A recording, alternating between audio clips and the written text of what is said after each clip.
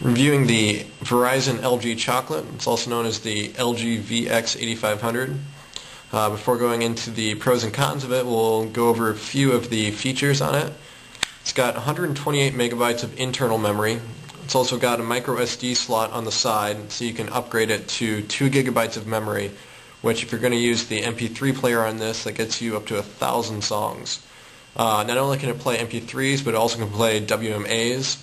And you can either use an USB cable to load these on, you can use the Bluetooth, or you can actually email them to the phone or buy them online from Verizon straight through the phone. So it's really easy to get songs on here.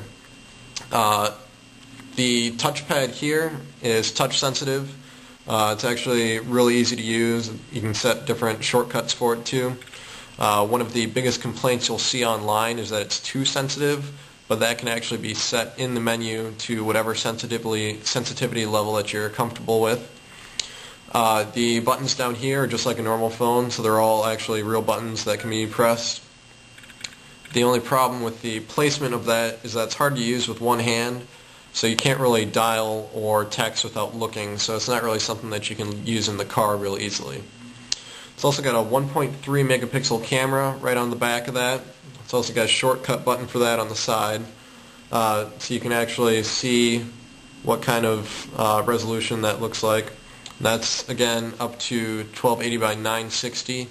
One of the great features about the camera is it's got a lot of things that you can use just like a normal digital camera, such as white balance.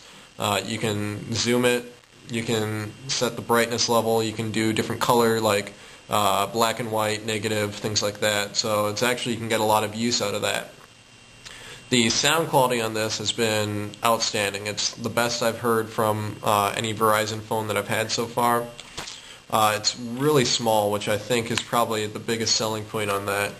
If you compare it to a deck of cards, you can see kind of what the thickness and everything on that is. It's actually only a little bit thicker than a Motorola Razr, and smaller in the other dimensions, so that's one of the biggest features that I love about this. It's also got great battery life. I usually get between 5 and 6 days before I actually need to recharge it.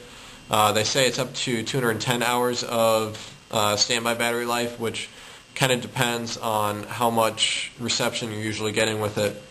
The reception usually is really great. I haven't had a problem with dropped calls or anything like that yet.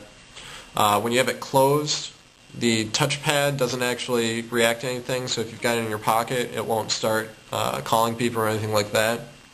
And as soon as you open, the touchpad becomes active.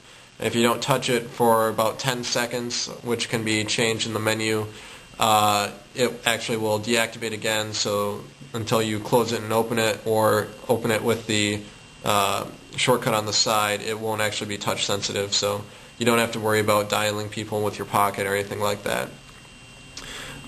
It's really one of the best phones I've ever had from Verizon. I would highly recommend it to all my friends.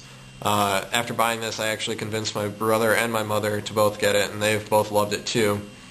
And my mother, who usually really isn't the most tech-savvy person, has really understood and figured out all the features on it, and she's been using the navigation features to get around the town, so really, if she can do it, I'm sure all of you can.